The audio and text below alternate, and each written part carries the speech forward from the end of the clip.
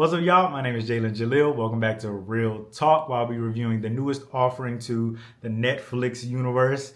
It went straight to number 1. It's currently at number 2, I believe. Of course, still in the top 10. Everybody's been talking about this movie. If you are not familiar with Real Talk, I will be spoiling the shit out of this movie. So if you care about spoilers, this may not be the best video for you to watch. But if you don't really mind spoilers like that, then hey, stay tuned and let's get into this movie.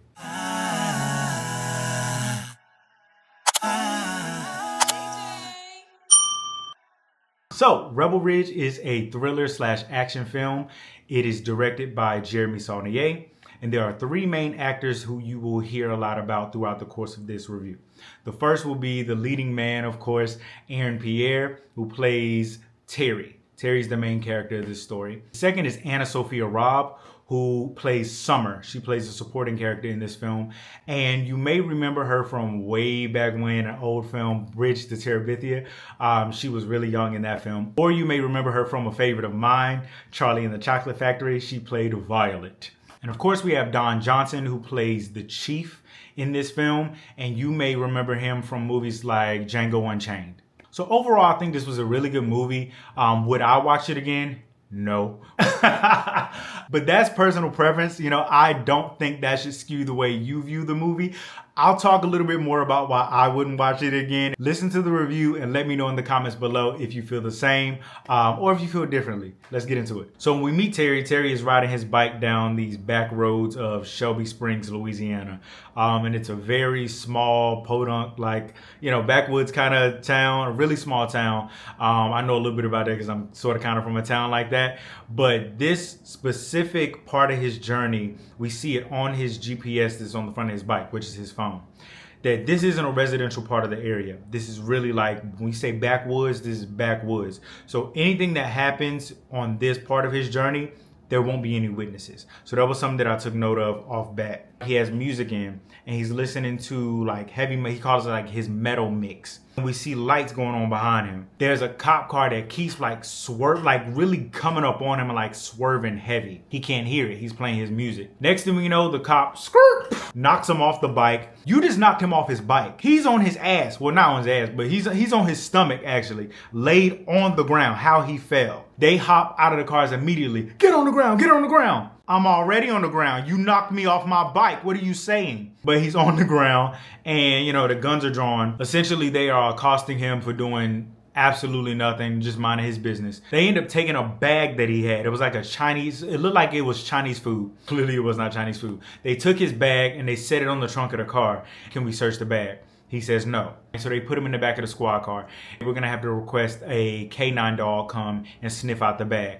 He's saying, how long is this gonna be? I have to be at the courthouse by 5, I believe. He doesn't have that much time. It should be about an hour before the K9 unit gets here. Mind you, they're very smug this whole time. Very a-hole-ish, very smug this entire time. So with not enough time to sit up here and wait for this K9 unit to come and sniff out this bag, yeah, check the bag. They check the bag and they find $36,000 in cash in this bag. There's a back and forth and they come back over to him and say, we're gonna have to take the cash. He's like, what? We're gonna have to take the cash. He's like, no, you can't. Like, no, you can't do that. I'm on my way to the courthouse to use that money to post this bail. They're saying like, why do you need $36,000 in bail? He explains to them that $10,000 is for bail. The other $26,000 is for me to buy a truck to start a business with my cousin so that we can do what we got to do. They basically look at him and say, yeah, that shit sounds all nice, but we feel like this is drug money. Why you think this is drug money? Okay, explain. Where does money come from? He tells them that he recently sold his car and he cashed out a stake that he has in a restaurant. Okay. Sounds nice, sounds plausible. Okay, cool. So y'all gonna let me go? No, we still have reason to believe this is drug money. Even though I just told you, he's like, even though you just told us. So after they take his money, they pretty much tell him to go on about his business. Don't make this harder than you has to be because we can actually arrest you right now under suspicious drug charges or whatever they said they could arrest him on. So they was like, you might want to be quiet and go on about your business. So clearly he's very like frustrated by this. He's battling with it internally, but what's he gonna do? He gets back on his bike, he heads to the courthouse. His cousin, who he was going to the courthouse to post bail for, has now been moved to the state facility. Also there at the courthouse, this is where he meets the character Summer.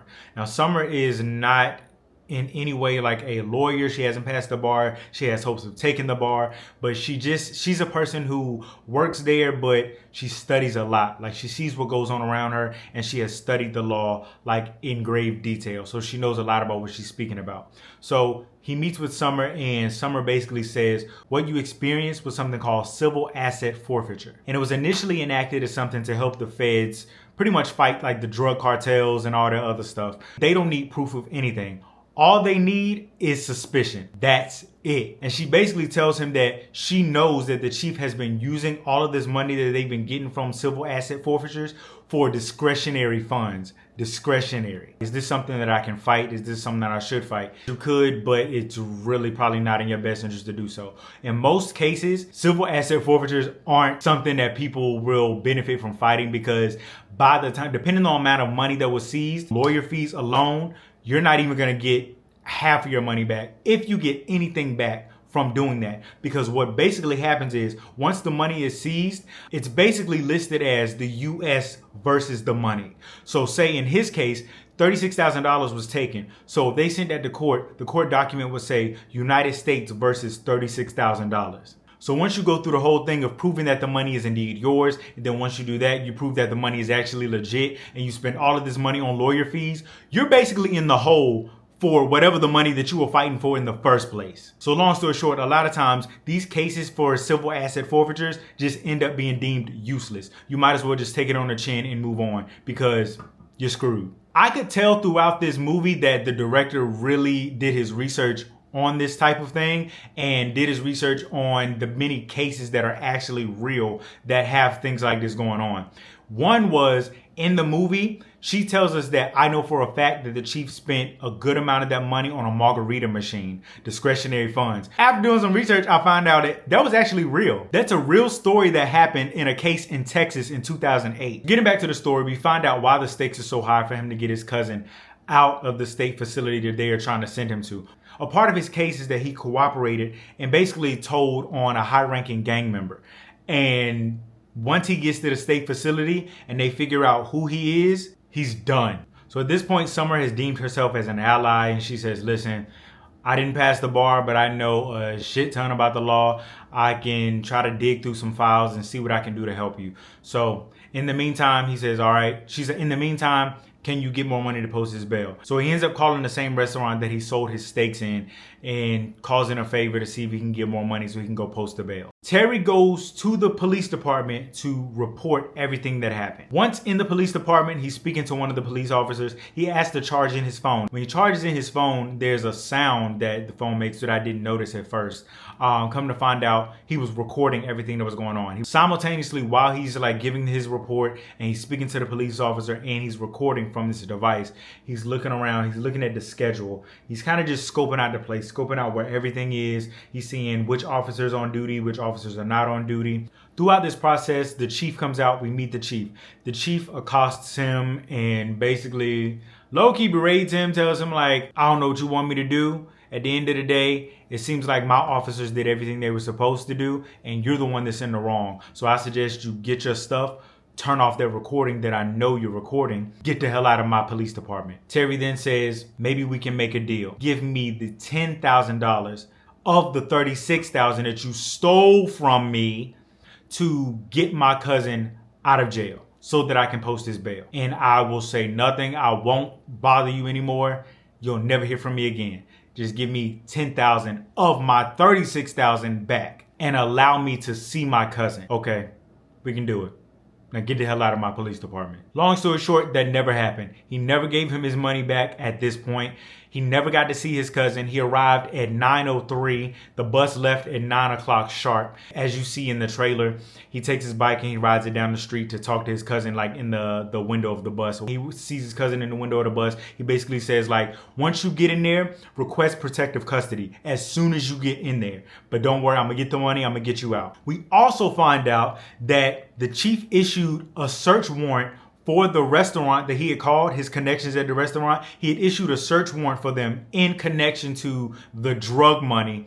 And pretty much this put the restaurant in hot ass water. Lou from the restaurant calls Terry and he's like, What the hell did you get me into? I got cops running around here. My business is affected now. What is going on? You named my place of business in this investigation. What is wrong with you? I didn't name anything. They asked me where the money came from, and I told them earnestly, this is how I got the money. I sold my stake in this restaurant, but they were never supposed to come and search the restaurant. This was just for me to get my money back. All that sounds good, but at the end of the day, I'm under hot water right now. I got the feds looking at me, so at the end of the day, I can't issue you no money. So now that money that he was gonna get for his bail, off the table. And come to find out that the reason the chief was even able to issue a search warrant on the restaurant in the first place is because that specific PD is the only police department in the entire parish. So them, as well as 5 other police departments in surrounding areas, they're the only one who have an actual police department left. So they oversee the police departments for 5 other, I guess you say, neighborhoods, districts, or whatever in the parish. So therefore, anything that happens in those other 5 districts, they have jurisdiction over. They get jurisdiction over everything that's around them. And throughout all of this craziness, we find out that the chief is actually a Class A jackass and actually has prior cases against him, but it got swept under the rug because, they have so much power. And pretty much most of the police officers that work at that PD are his minions. After finding all of this out, Terry pulls up to the police department again, this time with a little bit more heat, and he got a little more fire in his bones. What the hell happened to our deal? I thought we had a deal. My cousin's on the way to state right now because I thought we had a deal. The chief looks at him and he says, it was actually a pretty reasonable deal. Okay, the deal is still on the table. I was never taking that deal. No matter how good the deal was, I was never gonna take that deal. Why? Because who the fuck did you think you were coming into my police department offering any type of deal, thinking you had the space to offer me any type of deal, any type of negotiation in front of my police officers? You thought I was gonna go for that? I was never giving you anything. You out of your mind for thinking you even had the space to come to me and try to negotiate anything. This is my town. I say what goes down. And more specifically, in his words, he said, you could offer me eternal life or a catfish sandwich and my answer would still be the same. Especially since you stopped calling me sir, which is about the only thing you had going for you. Crazy. So while he's out front having this back and forth with the chief, there are police officers inside that are on Wikipedia trying to search up who Terry is and what's going on. After doing research, they find out he's a part of something called the MCMAP. Basically, he's heavily trained in martial arts within the Marine Corps. And not only is he very much trained in it, on the Wikipedia page, he has a picture on there of him actually being an instructor and instructing other Marine Corps members in this form of martial arts. Long story short, they find out that he's a lethal weapon with arms and legs. They come out with guns drawn and he basically ain't with none of that. He disarms 2 of them, disarms the chief as well. This is a whole action scene. This is where the action comes in. And Terry is, I don't know if he did his own stunts or if there was a stunt double. Probably was, but I'm not sure. But whether it was him or the stunt double, really did what needed to be done in these moments because it was very much believable. Pretty exciting. He ends up disarming all 3 of them and he ends up taking the chief by hostage. While he has the chief hostage, he gets the other police officers to basically strap him down with their handcuffs. He orchestrates this entire thing because, mind you, when he was here before, he was casing the joint. So there's another officer in the back. He says, tell the other officer to come out. She ends up leading him back to where the money is and where all the guns are. There's a shit ton of money back here. How many people fell victim to this shit? Stacks and stacks and stacks and stacks and stacks and stacks and stacks and stacks and stacks and stacks and stacks and stacks and stacks and stacks of money back here. It's crazy. And there's also a whole line of guns, like small guns, big guns, short guns, fat guns, skinny guns, all types of guns back here that have also been seized. So he locks it away in his mind and he orchestrates this plan to have the same police officer that took him back to get the cash to put him back in the squad car and drive him to where he needs to go. I can't describe all the action points of it clearly so that you can kind of see it. You'll have to see it, if that makes any sense. So he makes his way to the courthouse. He ends up laying the $10,000 on the table. He's trying to rush. He was like, yeah, hurry up, rush to him to post the bail. He just held the chief hostage. So they're on the way to lock his ass up. In the last millisecond, the bail goes through and he also ends up getting bum rushed by a bunch of police officers. He gets arrested. He gets tased, everything. Summer was tampering with a lot of paperwork. She was tampering with a lot of files. So they started to put a radar on her. You know him, you're in cahoots with him, and you're tampering with paperwork. So now they kind of have it out for her as well. After he gets arrested, we think that he's going to end up going to jail, but he doesn't. His goal was to actually end up getting sent to state so that he could protect his cousin. He ends up going on a ride with the chief. And in this ride, the chief basically explains everything that's going on with the money, all the money that Terry saw. He explains everything. He basically says that this is a very underfunded police department. Budgets got cut, and we ended up being the last standing police department within the parish. The discretionary funds, it goes to basically funding the police department from what he says. Okay, what about the margarita machine? Well, we got to have some fun too, don't we? Okay. It's okay, explain the guns. They, I guess, lease out the guns because, again, when I told you they had big guns, small guns, tall guns, short guns, fat guns, skinny guns. They had all different types of guns. Leasing these out to other police departments as a way to get profit. So any way that they can get funding for this underfunded police department, that's what they're doing. Even if it's at the expense of innocent people who did not do anything. They end up taking him to what's the Good Samaritan or the Samaritan hospital that is within the city limits. So he says, why are we at a hospital? The chief basically says, I need you to listen up. I'm going to give you a deal, and then I'm going to tell you why we are here. Pulls out the money, returns the remaining $26,000 that he took from Terry in the first place. He also pulls out a piece of paper. The truck that he was going to buy to start a business with his cousin already bought the truck. The chief went out and bought the truck. So that's an extra about $26,000 that he spent on this truck.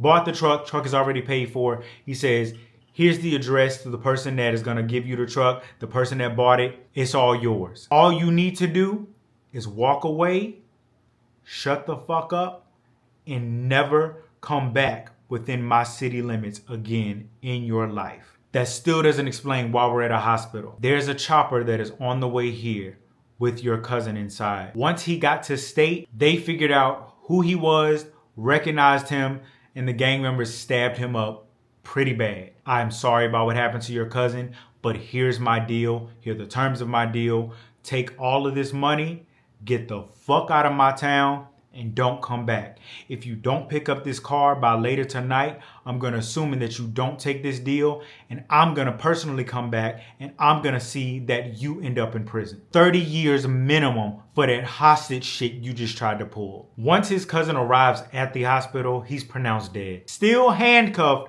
to the bed like property. Currently at this moment, they have him processed, is still in transit. So we don't have record of him being here. So you're going to have to wait until we process him as actually being here, and then we'll start the paperwork of everything else. Listed as in transit, like he's a fucking Amazon package. Gut-wrenching. Terry is at his wit's end. He takes the deal that the chief gave him to walk and just be done with it. So later that night, after Terry is escorted out of town, Summer is back in town at home. They break into Summer's home, and we see that she has like a track mark in her arm. She just got shot up with heroin involuntarily. So she calls Terry, then she collapses on the floor. So she struggled with addiction in the past, and her entire deal with working at the courthouse was that she stayed clean. She goes back to work the same day, mysteriously.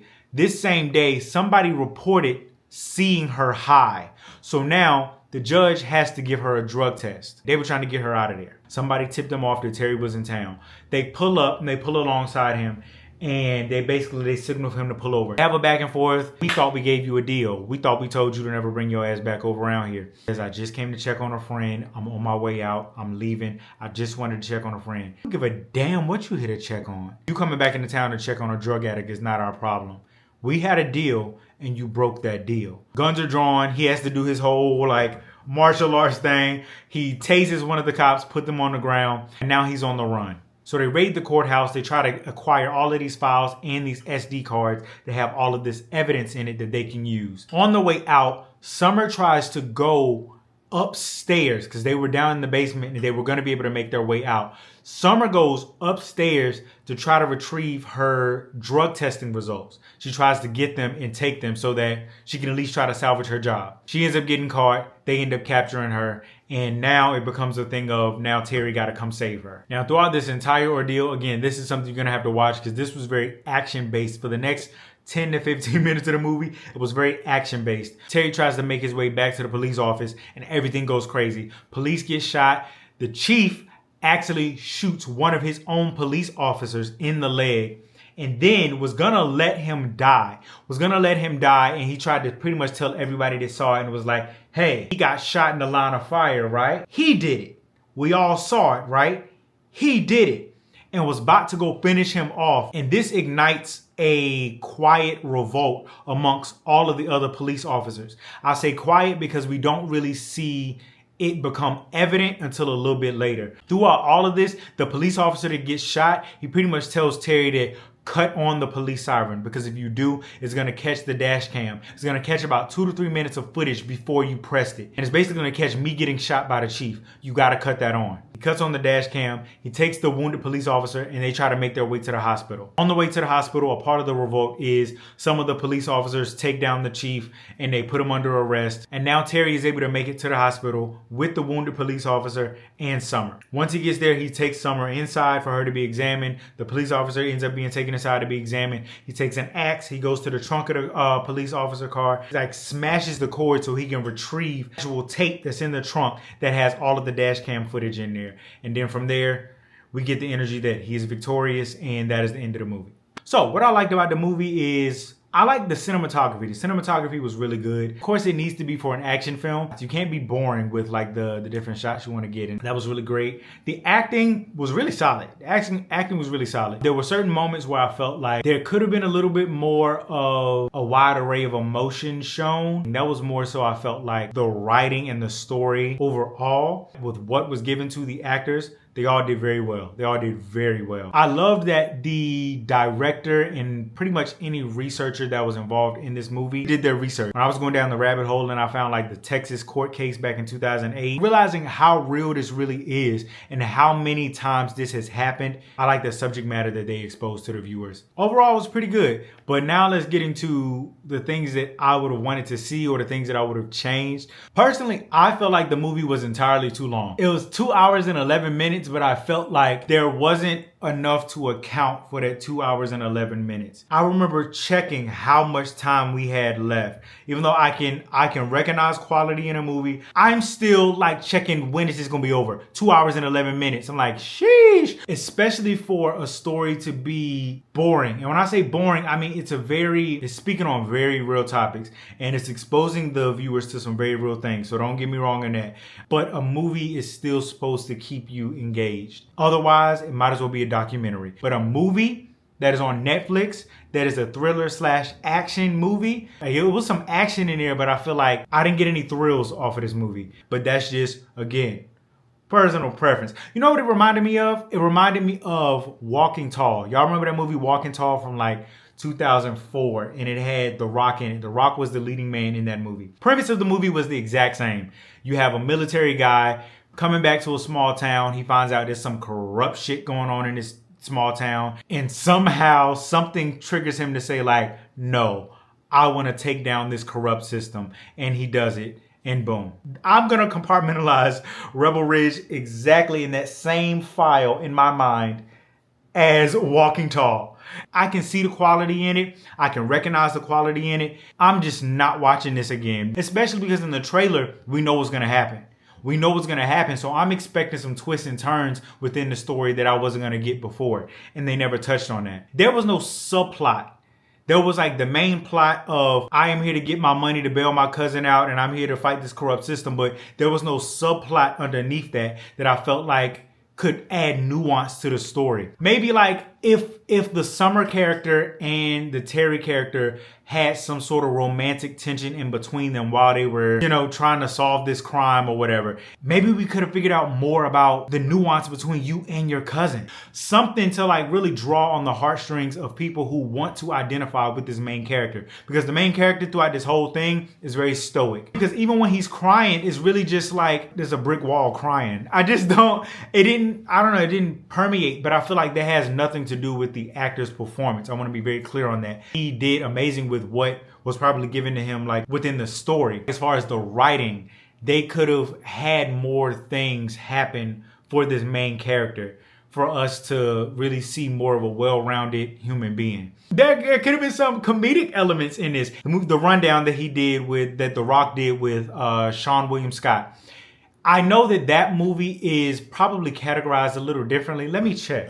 Yeah, but even that one, when you look it up, it's not categorized as a comedy. That movie is categorized as action adventure. So it's still kind of like along those lines. It's not necessarily categorized as a comedy, but there were some comedic elements in there to make you be like, I'm gonna watch this again. Not saying every movie has to have funny moments, but there has to be something to break up some of this like seriousness or some of this like monotony that goes on. Like that's what I was always told by a lot of my professors when I was in college, when I was studying theater in college. The human experience is so nuanced that you can't just have a straight drama and it just be nothing but drama the entire time. You can't have a comedy that's just straight comedy and it's comedy the entire time. You have to break things up. So if it's a comedy, there has to be some moments in there where the audience is like, okay, but no, that really caused me to think. Oh no, but that's really something. That's a really serious topic. That's really something to think about. And if you think like even the best comedy sitcoms, they all had moments where they spoke about real topics and they exposed the audience to some real things. It got pretty boring to me, especially after I realized that like there's gonna be action, so I'm no longer fazed by like you flipping people over and taking guns and like emptying the clip and doing all. I'm no longer necessarily fazed by that. What is this story talking about? It's not like you were on time constraints to where you couldn't add all of this stuff in there because you had 2 hours and 11 minutes. You had 2 hours and 11 minutes. You had time. Other than that, that was Rebel Ridge. Let me know what you guys think in the comments. Check out some of my other episodes of Real Talk. I'm going to place an end card so you can see some of the other Real Talks I did on like Blink Twice, The Front Room. I have many more coming. And I have some other things other than movie reviews that I'm going to be doing. Go ahead and like, comment, and subscribe. Come on, subscribe, baby. Until the next time, thank you for watching Real Talk, and I'm out.